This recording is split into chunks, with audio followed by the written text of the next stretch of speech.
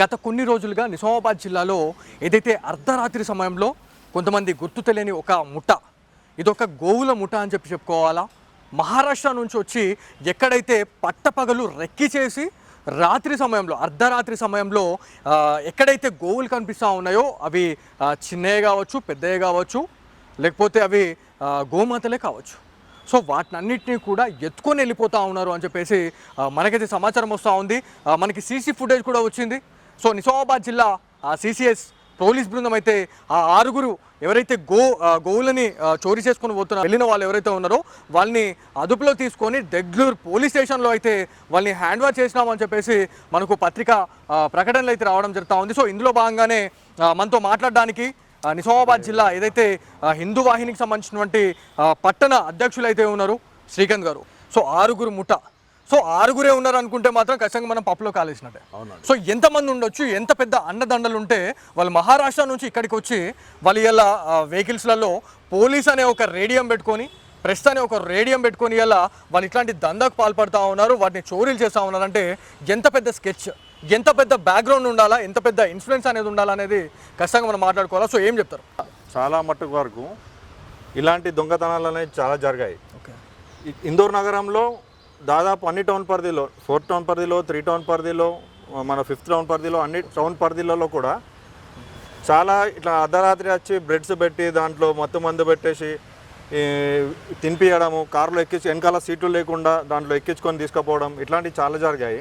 కానీ ఈసారి మాత్రం ఈ సిపి సార్ చూడడం వల్ల గతంలో వారికంటే చాలా చాకచక్యంగా పోలీస్ వారు వీళ్ళని పట్టుకోవడం అయితే జరిగింది. అంటే ఇది ఒక నిజంగా మంచి పరిణామం అని చెప్పుకోవాలా. సిపి గారు వచ్చిన తర్వాత లా అండ్ ఆర్డర్ అనేది పూర్తిగా వాళ్ళ చేతిలోకి తీసుకోవడం జరిగింది. ఎక్కడ కూడా ఎలాంటి అవాంఛనీయ సంఘటనలు జరగకుండా ప్రతిదీ చేపడతా ఉన్న పరిస్థితి ఉంది. కాకపోతే ఇవాళ జాలి దయ అనే ఒక కరుణ లేకుండా ఇవాళ మత్తు ఇంజెక్షన్స్ ఇచ్చి వాటిని స్పృహ తప్పి పడిపోయిన తర్వాత వాటిని లిఫ్ట్ చేసేసి ఆ కార్లలో వేసుకొని పోవడం అనేది నిజంగా బాధాకరం అని చెప్పుకోవాలా. మీరు దీని గురించి ఏం చెప్పాలనుకుంటున్నారు? హిందువులు అందరూ చాలా ఆరాధ్యంగా పూజించే గోమాతలు ఏవైతే ఉంటాయో ఇందూరు నగరంలో చాలా రోడ్ల మీద తిరుగుతున్నాయి.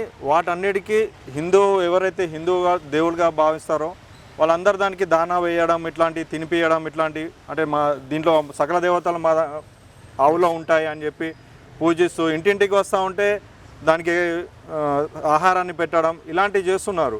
కానీ ఇది ఒక పెద్ద ముఠా అనేది టీమ్గా ఇది ఒక పెద్ద స్కామ్ అనేది చేస్తూ ఉన్నారు. ఏంటంటే వీళ్ళందరూ కూడా అంగట్లో తీసుకొని రావడం, తీసుకొని వచ్చి వాళ్ళు పెంచలేక రోడ్ల మీద వదిలేసి ఇంటి ముందు వస్తే మన హిందువులే దానికి పెట్టేసి వాటి బాగోగులు ఎవరు కూడా చూసుకోవడానికి ఎవరు లేరు.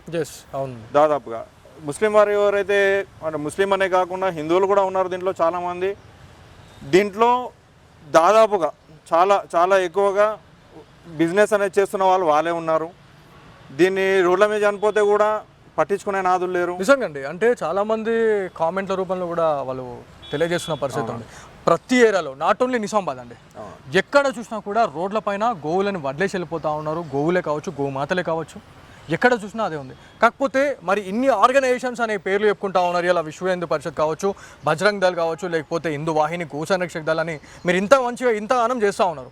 కాకపోతే రోడ్ల పైన ఉన్నటువంటి ఈ ఆవులను, ఏవైతే గోవులను మీరు ఎందుకు వాటిని గోశాలకు తరలించలేకపోతా ఉన్నారు అనేది చాలా పెద్ద బిగ్ క్వశ్చన్ మార్క్. సో దీని గురించి ఏం చెప్తారు? ఈ గోశాలలు చాలా మటుకు వరకు ఇందూరు నగరంలో 3-4 గోశాలలు అయితే ఉన్నాయి.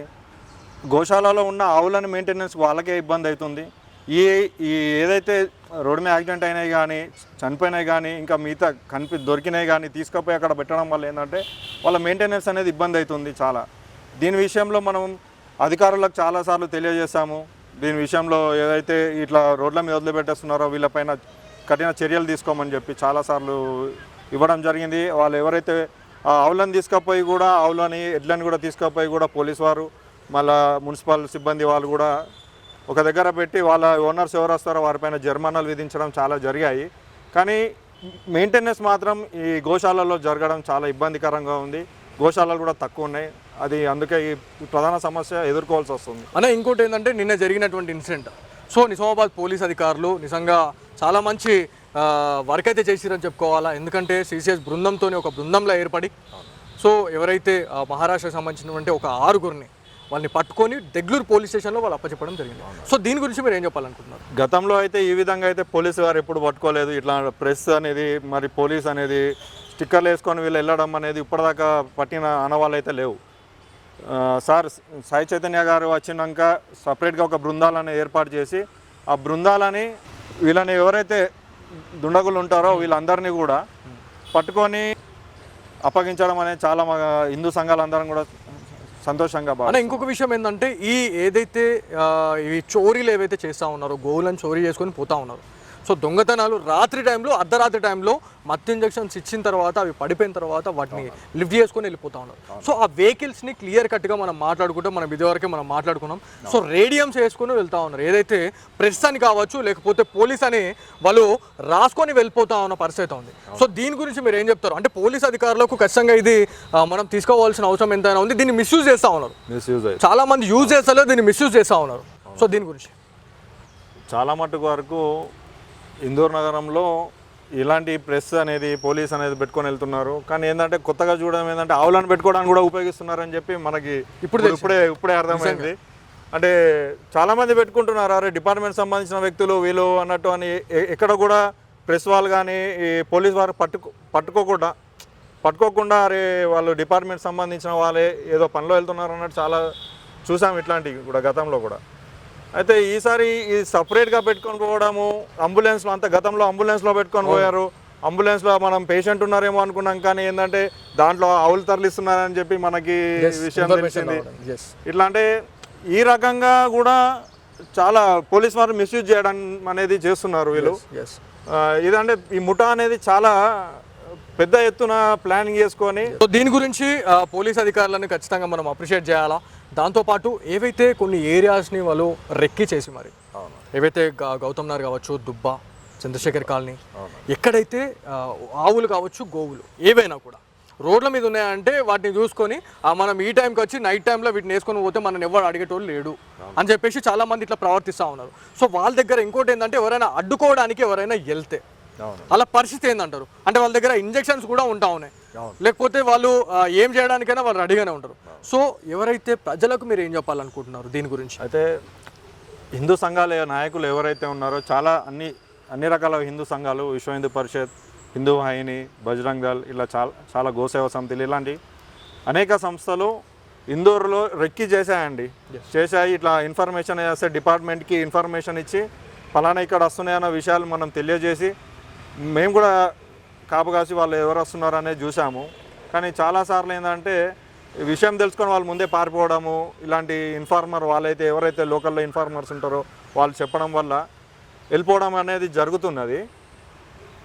ఈ ముఠాలు ఎవరైతే ఉన్నారో ఇందూర్ నగరంలో దాన్ని మేము అంటే ఆపాలని ప్రయత్నించిన వారి వెనకాల ఎవరైతే ఉన్నారో వాళ్ళది డిపార్ట్మెంట్ వారికి కూడా చెప్పినా కూడా చాలా మట్టుకు ప్రయత్నాలు చేస్తున్నారు వాళ్ళని పట్టుకోవడానికి. కానీ ఏంటంటే దాంట్లో ఉన్న కొందరు ఇన్ఫ్లుయెన్స్ వల్ల డిపార్ట్మెంట్ వారు కూడా వాళ్ళు పట్టుకోలేకపోతున్నారని మనకైతే అనిపించింది. దాంతోపాటు ఏవైతే అంతర్రాష్ట్రాలకు తరలిస్తూ ఉన్నారు, సో మహారాష్ట్ర నుంచి వాళ్ళు లోపలికి వస్తూ ఉన్నారు.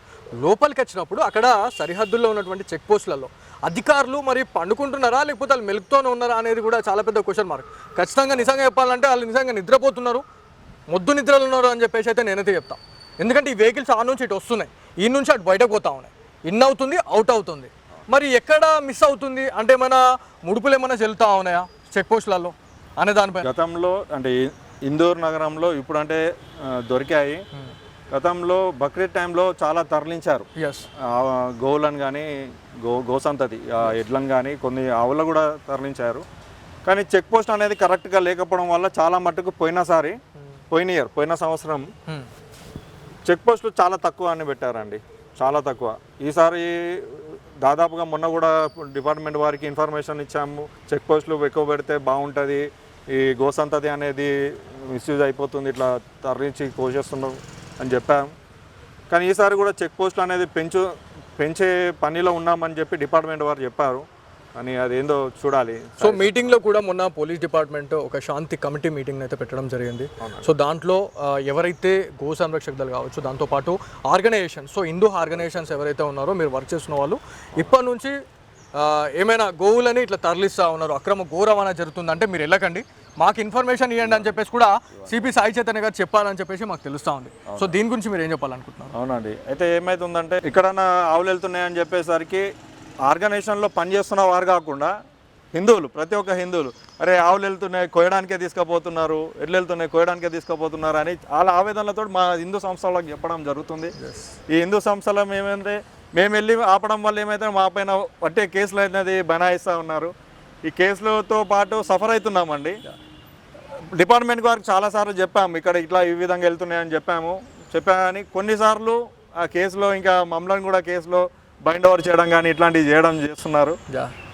ఇవన్నీ ఏం లేకుండా సారీ మొత్తం పూర్తిగా లా అండ్ ఆర్డర్ ఇష్యూ అది నేను పూర్తిగా చేసుకుంటా, మీరు ఎటువంటి మాకు ఏదన్నా ఇన్ఫర్మేషన్ ఇవ్వండి అని చెప్పి చెప్పడం జరిగింది. చెక్ పోస్టులు కూడా చాలా పెడతా అని చెప్పారు. హిందూ సంఘాల ఎవరైతే ఉన్నారో మీరు రిస్క్ తీసుకోకండి, మీకు కూడా మీ జాగ్రత్తలు కూడా చూసుకోండి అని చెప్పి చెప్పాను.